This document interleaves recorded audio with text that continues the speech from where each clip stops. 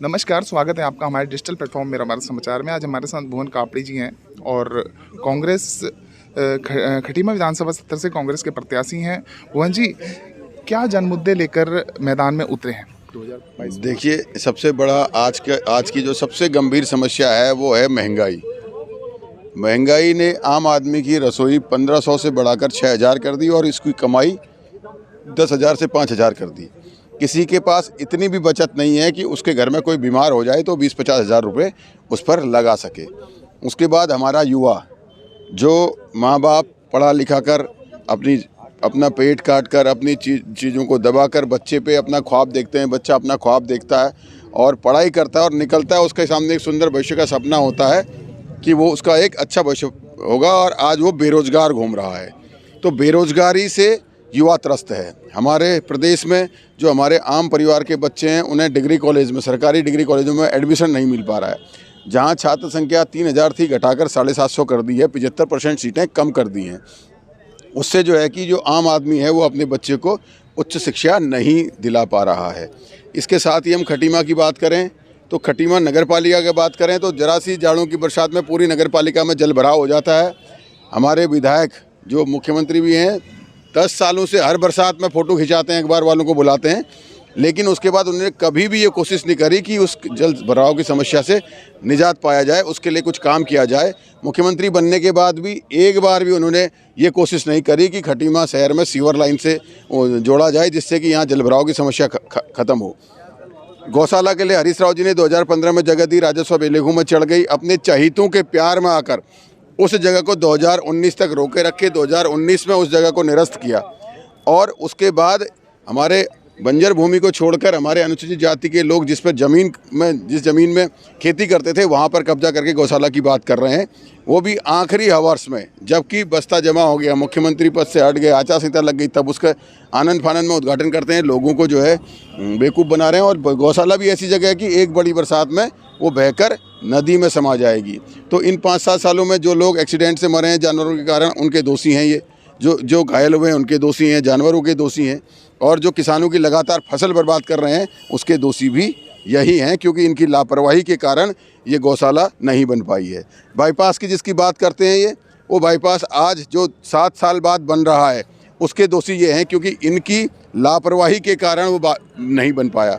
और आज वो बाईपास बन भी रहा है तो उस बाईपास में अपने चहीते 3-4 लोगों को फ़ायदा पहुंचाने के लिए, जिनकी ज़मीन जो सरकारी तालाब पर बैठे हुए हैं, जो सरकारी ज़मीनों पे इनके चहीते कब्जा करे हुए हैं, उन पर जो पुलियाएँ बन रही थी, जो नाले बन रहे थे, उन्हें रोक रहे हैं। और उनको रोकने से आप ये समझिए कुटरी, बंदा, बिचपुरी, नौगानाथ, खेतलसंडा, मुस्ताजर, बिगराबाग तक पूरा इलाका, उमरकला पूरा इलाका जलमग्न हो जाएगा। और मुझे लगता है कि हज़ारों एकड़ खेती आने वाली बरसात के समय में डूबेगी, क्योंकि इन्होंने अपने 4 लोगों को फ़ायदा पहुंचाना है। वहां जनता के अंदर आक्रोश है कि अपने चहीतों के कारण हज़ारों परिवारों की हज़ारों एकड़ ज़मीन को बर्बाद कर रहे हैं। हमारे अनुसूचित जाति के जो हमारे छोटे भाई हैं रोज़ घर से नहीं आ सकते, संसाधन का अभाव है और जो है पैसे का अभाव है। उसके लिए हरीश रावत जी ने हमारी पुरानी तहसील में अंबेडकर भवन के लिए, अंबेडकर हॉस्टल के लिए जगह अलॉट करी थी। इन्होंने आने के बाद उसको निरस्त करने का काम किया। इन्होंने अपनी तुच्छ मानसिकता का प्रतीक दिखाया कि जो छात्र आज शोषित हैं, जिसको आज कमज़ोर है, जिन हमारे अनुसूचित जाति के छात्रों को उधर हॉस्टल बनता उसमें रहने का, उन्हें मुफ्त में रह पाते और अपनी पढ़ाई यहाँ रहकर कर पाते, उस जगह को छीनने का काम इस भारतीय जनता पार्टी की सरकार ने किया है।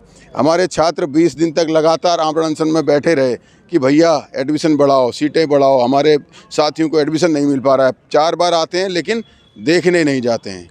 और आज हमारे जो खटीमा के क्षेत्र की जनता को इनसे एक उम्मीद थी, बग्गा चौबन, सुनपहर उलानी, रघुलिया बनगवा, बन मोहलिया, बंदा, मेला घाट, सिसैया, बकुलिया, पचौरिया, नई बस्ती, जो लोग वन भूमि और सरकारी भूमि में वर्षों से काबिज हैं, उनको ये लग रहा था कि हमें अधिकार मिल जाएगा, हम यहाँ पर स्थायी रूप से रह जाएंगे। लेकिन उसके बाद नोटिस देने शुरू कर दिए, उन लोगों को हटाने की धमकी शुरू कर दी। बंदे में लोग डूबे हुए हैं, मुख्यमंत्री खटीमा आते हैं, अपने कार्यकर्ताओं के यहाँ शादी में नाच रहे हैं, लेकिन उन 200 परिवारों को देखने नहीं गए कि उनकी सुध लेने नहीं गए। तो खटीमा की जनता जानती है। आपने देखा होगा अभी 2 दिन की जाड़ों की बरसात और चारों ओर की रोडें जो हैं उखड़कर बाहर आ गई। इनके विकास और उसमें भ्रष्टाचार दोनों का खुलासा जनता के सामने हुआ है। मुख्यमंत्री जी का दावा है कि जो विकास कार्य आज तक नहीं हुए वो उन्होंने 6 महीने में कर दिए हैं, तो उस पर क्या कहेंगे? मैं तो मुख्यमंत्री जी को दावे के साथ कह सकता हूं कि कोई ऐसा विकास कार्य बताएं जिस विकास कार्य में आने वाले समय में याद किया जाएगा कि ये इनके मुख्यमंत्री रहते हुए है। कोई भी अगर वो बात करें, कोई भी अगर अपना विकास कार्य बताते हैं, उस विकास कार्य में जो है कहीं ना कहीं कांग्रेस पार्टी का हाथ है। आप अगर बाईपास को कहते तो कांग्रेस पार्टी के समय का है, अगर आप अस्पताल को कहते हैं तो वो कांग्रेस के समय का है, एकलव्य विद्यालय की बात करते हैं तो वो 2010 में कांग्रेस की स्वीकृति है, पॉलिटेक्निक की बात करते हैं तो हर तहसील में, पूरे उत्तराखंड की हर तहसील में कांग्रेस ने एक पॉलिटेक्निक कॉलेज खोलने का काम किया। कोई ऐसी उपलब्धि गौशाला बना नहीं पाए। हरीश राव जी ने स्टेडियम की घोषणा करी और 5 साल में उनकी सरकार रही, 6 महीने मुख्यमंत्री रहे, 10 दिन पहले स्टेडियम के लिए 2 ईंटें रखी। आप 5 साल कहाँ थे? उन छात्रों को, उन हमारे युवाओं को जो खेल से अपना भविष्य बनाना चाहते हैं, उनके लिए आपने स्टेडियम तैयार क्यों नहीं किया? पिछले 5 साल में आप स्टेडियम तैयार क्यों नहीं कर पाए? ये सिर्फ और सिर्फ झूठ के पुलिंदे हैं, सिर्फ झूठ बोलते हैं। आपने देखा ना, हाँ उनकी उपलब्धि है, खटीमा फाइबर को बियर फैक्ट्री का लाइसेंस देना उनकी उपलब्धि है, खटीमा फाइबर का 200-300 करोड़ का लोन सेटलमेंट उनकी उपलब्धि है, खटीमा फाइबर के लिए अंडरग्राउंड लाइन लाना, मतलब लाला जी के यहाँ जैसे गुलाम हो गए हों। उसके अलावा उनकी कोई उपलब्धि नहीं है। और लाला जी के बीच सड़क में लाला जी ने पिलर लगा दिए, वो उनकी उपलब्धि है कि रोड पे लाला जी से कब्जा करा दिया, ये उनकी उपलब्धि है। लाला जी ने रास्ता कब्जा कर रखा है, उन्हें संरक्षण दे रहे हैं, ये उनकी उपलब्धि है। हाँ, फाइबर से अपने घर तक स्ट्रीट लाइट लगा के ले गए हैं, काला पुल तक, ये उनकी उपलब्धि है कि अपने घर तक उजाला किया। उसके आगे नगरा तराई में क्या अंधेरा नहीं होता? क्या नहर पट्टी में अंधेरा नहीं होता?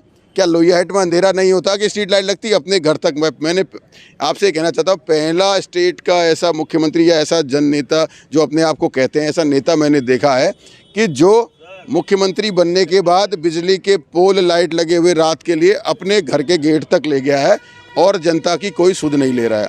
और मैं आपसे ये भी कहना चाहता हूँ, मैं उन हमारे फाइबर के जो कर्मचारी हैं उनके लिए भी ये बात कह रहा हूँ, बेचारे डरते हैं क्योंकि वो धमकाते हैं नौकरी से निकाल देंगे। जब से मुख्यमंत्री बने हैं तब से पीएफ तो कट रहा है, लेकिन कर्मचारियों का पीएफ जमा नहीं हो रहा है। तो आप समझ लीजिए कि सिर्फ और सिर्फ रस्तोगी जी को फ़ायदा देने के अलावा खटीमा को सिर्फ जाम दिया है, खटीमा की रोडों को जाम दिया है। बाज़ार के जो हमारे व्यापारियों ने परेशानी दी है, जो व्यापारियों के दुकानें साफ़ हो गई, उनको कहीं आज तक उन्होंने व्यापार करने के लिए दोबारा जगह नहीं दी। समझिए जो लगातार एक काम कर रहा था, आज उस व्यापारी के जो है कि दुकानें टूट गई, इन्होंने कभी उनकी सुध नहीं ली। हमारे आंदोलनकारियों ने जो अपनी भूमि यहाँ जान दी और उत्तराखंड बनाया, उनके लिए कहते थे शहीद स्मारक का पूरा भव्य निर्माण होगा, तहसील जाएगी। जब मैं चीफ सेक्रेटरी के पास गया, जगह चेंज कर रहे थे तो जगह जगह घूम रहे थे आंदोलनकारियों के यहाँ, पैर पकड़ रहे थे, अपना स्वागत करवा रहे थे कि पुरानी तहसील में पूरा संस्कृति विभाग को जाएगा, संस्कृति विभाग को जाने के बाद पूरा भव्य स्मारक बनेगा। आज आधे बीघे में समेट दिया। हमारे पुलिस के कर्मचारी, हमारे भाई जो दिन रात कोविड में 24 घंटे ड्यूटी करते रहे, जब लोग घरों में छुप रहे थे, लोगों की मदद कर रहे थे, हमेशा चौराहे पर खड़े होकर ट्रैफिक ठीक करते हैं, दिन रात कानून व्यवस्था बनाते हैं। उन्हें 4600 से 3000 लिया है उनका ग्रेड पे। तब चिट्ठी लिख के कहते थे मुख्यमंत्री जी से कि इन्हें बढ़ाया जाए, हम इनके साथ हैं। आज मुख्यमंत्री बन गए तो उन्हें धोखा दे दिया। हमारे गेस्ट टीचर जिनको ये कहते थे कि हम आपको पद की सुरक्षा देंगे, आज उनको धोखा दे दिया। हमारी आशा, आंगनवाड़ी, भोजन माता, सबको ठगने का काम किया है। कोई एक ऐसी उपलब्धि जिसे याद करे, ये इनके 6 महीने के कार्यकाल में कहीं नहीं है। यूथ आइकॉन आपसे बहुत जुड़ा हुआ है, आप यूथ आइकॉन हैं, तो क्या कहना चाहेंगे उन यूथ के लिए? देखिए, हम युवाओं को तकनीकी शिक्षा से और रोजगार से जोड़ेंगे। हम हरीश राव जी ने कहा है, हमारे सभी नेता कह रहे हैं, प्रीतम सिंह जी कह रहे हैं, गोदियाल जी कह रहे हैं कि हम पहले साल में ही जितनी भी सरकारी नियुक्तियां रिक्त हैं सबको भर के दिखाएंगे, युवाओं को रोज़गार दिखाएंगे, स्वरोजगार के लिए बड़े कदम उठाएंगे। जो हमारे सिटकुल हैं, जहां हमारे युवाओं को रोज़गार मिलना चाहिए, उन्हें रोज़गार देने का काम करें। हम युवा को रोज़गार देकर उसके भविष्य को सुरक्षित करने का काम करेंगे।